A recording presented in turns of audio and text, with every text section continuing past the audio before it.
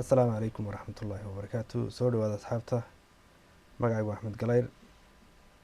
Channelkan waxaan kusoo gudbiyaa siyaabaha online-ka looga faa'iidaysto iyo talooyin la xidhiidha khaasatan forex iyo cryptocurrency. Halkanna waxaan ku duubayaa hadda 10 yar oo hordhac ah oo cryptocurrency ah. Waxaan baranaynaa maanta sida u shaqeyso cryptocurrency iyo maxay tahay cryptocurrency.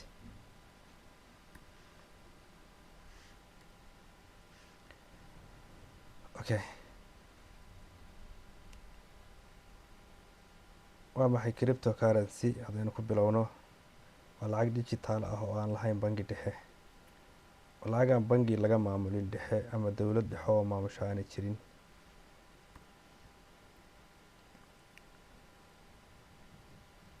Waxay ku shaqeysaa blockchain. Blockchain oo ah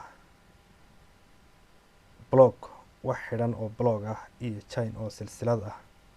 Waaynu dib blockchain cashar uga duubi doono oo aynu ku faahfaahinayno bismillaahi kariim. Waa tiknoolajiyad xaqiijisa ilaalinta xogta amniga ah iyo daahfurnaan.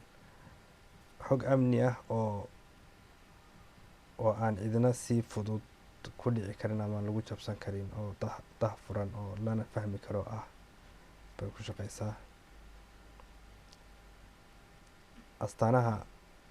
astaamaha ugu muhiimsan ee ay muhiim tahay inaad barato cryptocurrency waxa weeye inay tahay decentralization.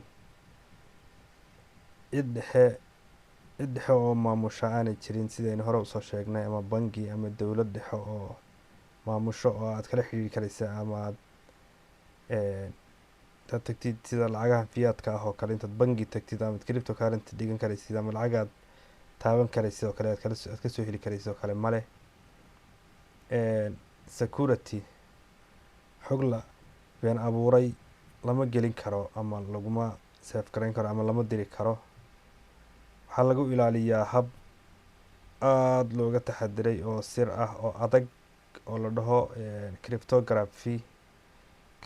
Cryptography-gu isaga laftarkiisu cashar gaar u baahan yahay inuu dib ka sharaxi doono. Global access qof kasta isticmaali karaa ama heli karaa cryptocurrency oo internet haysta. Internet telephone iyo laptop haddaad isku heshid, ama telephone ama laptop hadba kii aad haysatid, meel alaale meeshaad joogtid, cryptocurrency waad ku isticmaali karaysaa. Coinska ugu caansan oo 4 ah iyo waxyaabaha ay qabtaan baynu isla eegi doonaa iyagana. Coinskii 4 coin ee aynu halkan kusoo qaadanay oo ay ugu horeyso Bitcoin oo ah boqortooyadii cryptocurrency ugu horeysay. Cryptoba markii aad maqashid Bitcoin baa kugu soo dhacaysa. BTC waa lacagtii ugu horeysay ee la aasaasay cryptocurrency. Ethereum oo ah iyaduna lacagtii ku xigtay oo waxay ku shaqeysaa block iyo smart contract. Solana oo iyaduna markii ay soo baxday la shirtimi ama Tree network oo aada u dhaqso badan ku shaqeynaysa. Lacag waliba markay imanaysay ama ay soo gelaysay saacadan crypto wuxuun dee lagu xasuusto ama ay ku shaqeysay soo bandhigaysa. Markaa lacago waliba intan ay wataan. XRP oo iyaduna lacag aad xagga dirista degdeg aad ah. waxaa loo isticmaalaa diritaan inaad lacag ku xawishid ama lacag ku dirtid oo Bitcoin intaad dirtid ama lacag fiyaad oo kale aad heli kartid sida sawirka kaaga muuqda. Bidani ay Bitcoin tahay, lacagtana lacagtii fiyaadka ahayd oo ad qof amaad siinaysa ama aad kasoo qaadanaysa oo kale.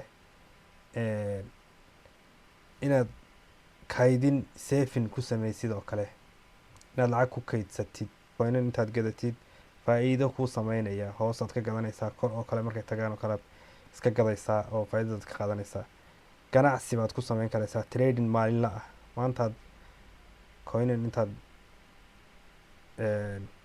istaraatiijiyadaada ku eegtay ama aad kusoo baadhay coinkaasi halkaa intuu ka kaco halkaa inuu tegi karo oo kale, aad markuu halkii kugu tago aad ka baxaysid oo kale baad uga ganacsan kartaa. maalgashi mashaariic blockchain ah oo kalea lagu sameeyaa, funding blockchain project oo kale.